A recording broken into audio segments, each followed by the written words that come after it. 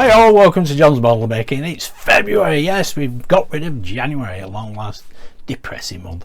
But I kept myself very busy, so it's zipped by. So this month, let's see what we've got coming on the channel. Well, there we go. The Hachette Lancaster B Mark 1 Hong Kong 148 scale. That I will have a review on the channel. There we go. There's the poster we got with it. Best that way, of course. I never got around to doing that in January, but I've done it now for February, so keep an eye out for that, because hopefully I'll start that this month, because what I've also been working on is this Spitfire. There we go. This is a wing clip version, Mark 9. All the cockpit interior has been painted nice and bonny. It does have some electrics with it. It has lights on the wingtips, on the tailplane, of course. Well, the rudder, and the motor actually works. There we go. There it is. Yeah, even though that's annoying, you can still tuck it out of the way because it won't fly off, but it does work perfectly nice. That is nearly completed. I've just got obviously a few bits and bobs to put on it, like the landing gear. Yeah, get it painted up. It's going to be all silver, aluminium silver, with some colouring on here. I forget what colours they are now actually. I did get them out. There we are. There we go. There's the actual colour scheme. We have reddish brown for the nose cone. There we go. It's a Super Marine Spitfire Mark 9, number 601 Squadron, Royal Air Force, Fano, Italy, November 1944. The reason why I'm doing this particular colour scheme instead of that one is because that's very similar to the Mark II I've already done. Obviously the Mark II has sky, that colour underneath all here. This is the Canadian Air Force, Tangier, England, May 1944. But yeah, I've got one similar to that, and I do fancy the clip wing version. Excellent. The video for this will be out in February as well. So that is the Mark 9 Spitfire. It's looking brilliant. A lot of fiddler bits. I'm still to sort out these flaps here, get them positioned correctly, but everything is looking hunky-dory with that. No major problems with it. Bit of filling here, but the electrics work anyway. Not my microphone off then. Yeah, not much else to go with it. Probably take me, I don't know, maybe another couple of days to get it exactly as I want it, but yeah, to look great. Plastic models, for me, I'm getting a bit better each time I do one. That's just my personal opinion. I don't know what your opinion is, but I'm sure that will look superb when it's finished, to me anyway. So moving on anyway. Now the Lancaster from Hachette, there's the pilot seat on its platform. That was very fiddly, but it's superb. I love the detail, I really do. Now this is the seat for the wooden version. Well, this is slightly bigger. There you go. Put them side by side. You can see the difference in size. It's supposed to be both 132 scale, but there is a difference in size. Now I was hoping to be able to use some of the parts off issue 5 and maybe issue 6, because in issue 6 we've still got the dashboard and the stick controls to put onto this platform, because you can see there's some vacant holes there that we've got to occupy with. But yeah, the wooden version, there's a bit more detail to it. You can see an air bottle there. Yeah, you don't get that on this one, but you do get some hydraulic pipes on it. I have got these controls, these trim controls as well, for the flaps and the aileron. Oh no, sorry, that's the flaps and the aileron, isn't it? But these trim controls, I'm sure I've got them on this one as well as, but you can see that lever here as well. This one is a little bit sat further down, but anyway, that's just a seat adjustment. Well, that looks superb, and it's got the armoured back as well. This has an armoured plate in here. That's what the yellow signifies, same as on this one. That's supposed to be steel plating, armour plating. But they both look brilliant, but seeing as they're supposed to be both 132 scale, you can clearly see the size difference for them both. But anyway, that's just a minor thing. It's no big deal. Now, I have been asked a few questions where the gun turrets are concerned. Now, one question was asked was about which is the right and which is the left gun. Now, on the little connector, I'll show you this on the overhead actually. So on the connectors here we have a G, that's supposed to be for the right gun, and F for the left. Now obviously depends where you're looking at it, from the back or from the, oops, there's a, don't want to break it, or from the front, right? But on saying that, there's a pin, I think the part number is O2V, so the pin will only go in one way. You can't put a pin on either side, so these guns will go one way. Now, like I say, it doesn't matter about whether it's G or F, because the guns will only go on one way, so just fit it as you can. That one won't fit on there and that one won't fit on there, so G and F, left and right, doesn't really matter, because G is supposed to be on the right hand side, but looking at it from the front it's on the left. Looking on the back it's from the right. It's on the right, so yeah, it's irrelevant really. I don't know why they put that in the instructions. It can be a little bit confusing, because I think that's what one or two people are getting confused with. And obviously here on the ends of the guns, this part is fibre optic. Now mine do light up here, I'll quickly show you.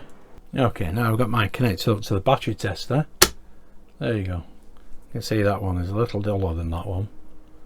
Yeah, still lights up, but it is a little bit duller. I've got it in J2 and J1. There we go. Now I've switched them around, and yeah, you can see the balance has changed, but that's just because it's on the tester. There we go. You can see some light seepage in that gun as well on the inside. Now I can take this apart and just colour that with a bit of black. Well, they do light. Obviously they're not going to flicker until we get the PCB involved, but if you're too worried about it, you can always try and clear a little bit of that, the end of that, the tip of that, with a little sanding stick. Okay, so there's the gun turret. There is a sanding stick you can use just to do the edges. Now if you're going to do it, make sure you hold the gun like that, because you don't want it to be too flexible. Just give it a little brush, don't be too vigorous with it at all, because it could easily snap. It is only fibre optic. You can see them ends now a little bit grey than what they were black before. Now I'll connect it up to the tester. Okay, let's have a see. Flip that around, get that battery in. There we go. That's with them both connected. One looks slightly brighter than the other, but I'm not too fussed about that. That was just the tester, but it's not going to flicker. And I think in the background you can just see a little bit of light seepage there as well. Yeah, especially on one of the guns. So I can disassemble this and paint it back up again. I'm not going to take any more off that fibre optic, because once we get the real PCB, or the PCB that they supply with it, I'm sure it'll work a lot more effective than that. Excellent. So there we go, that is the gun turret. Yeah, that should answer one or two people's questions about it. Yeah, it does look superb. And again, the scale of that is supposed to be 132, and it's probably vastly different than the wooden one I'm working on. Anyway, whereas the wooden Lancaster, I am now up to 107. So I've done the video for 107. I've done halfway through stage 108, and there is only 125 stages of that too. But I'll be getting back onto that quite soon. So hopefully we'll get 107 will be out this next week, 108, 109, 110, hopefully by the end of the month. Excellent. And then we've just got all the rest of the partwork models. I'm expecting the Night Rider in a couple of more weeks time. That'll be up to 70, what is it, 78, yes, yeah, so we've got 78, so 75 to 78 due on its way. That's the headlights, the windscreen, and we've got the front part of the chassis to add onto the main part of the chassis as well. That'll look superb. Also, And then we have the Titanic. Yes, that should be up on the channel in a couple of weeks time. Processing date is actually today, so I'll probably get that in a fortnight's time. Now the next 6 issues for that, they all look like it's going to be about the actual stand, so at least then what we've got, we'll be able to put it on something a lot sturdier. At the moment it's those bilge keels, they're balancing it. I have dropped the shelf as well as so it looks a lot better up there. I've dropped it about 6 inches and moved along. I've actually had a bit of a move around on this side of the room. I'll just show you that. There we go. I moved that cabinet. That was on that back wall under the, well, the clock wasn't there, the spot places. There we go. We got the Batmobile Tumbler at the bottom, the Knight Rider, and then the Valentino Rossi, and there are my plastic kits. Yeah. And along here, this one, there we go, there's the Titanic with the Iron Man head in front of it, just covered up partially with Team Stark tea towel. Yeah, I dropped that 6 inches, so it looks brilliant. That, there we go, there's the DeLorean. And Iron Man, there we go, he was stuck in another corner, now he's on there and he moves around nice and bonny. There we go, and I can actually have him lit if I want now. There we have Stanley sat on top of him as well. Excellent, looking pretty cool. And not forgetting another favourite of mine, here is the U96 submarine. This is what I built up today, up to kit 20. The video will be out on Monday. Now the bunk beds and the torpedoes, and there's a demonstration as well for the torpedoes. This was pretty awkward to get into place, but that is looking brilliant up tonight.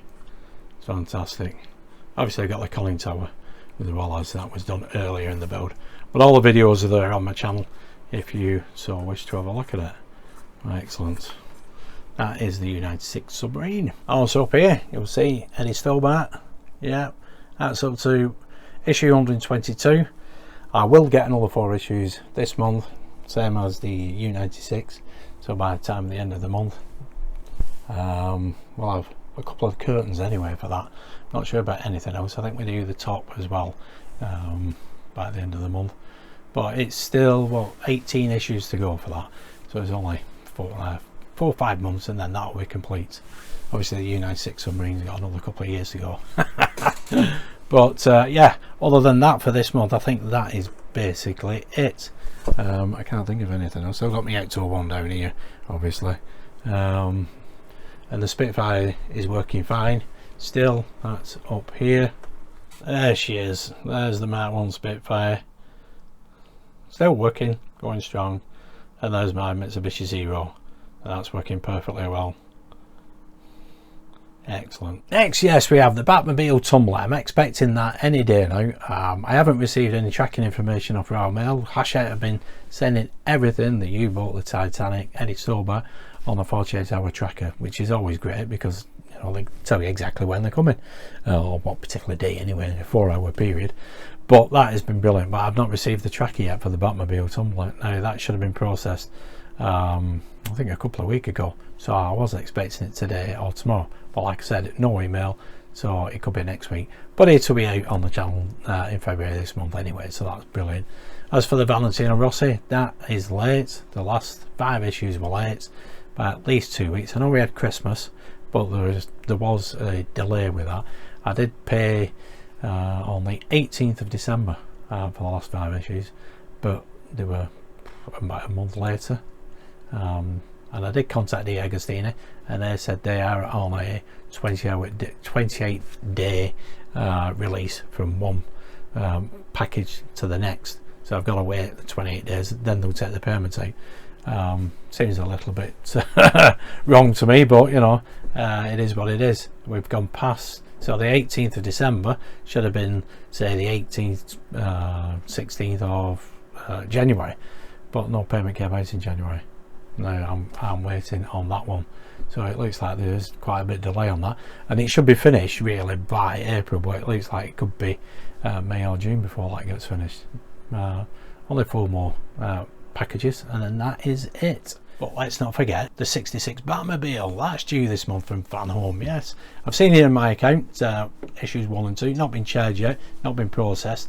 Not sure we'll get it in February, might be beginning of March, first 2 weeks of March. I know they're starting to distribute it in February, but there's no sign of that as yet. But that is the biggie for this month, or the end of the month. That is going to look excellent.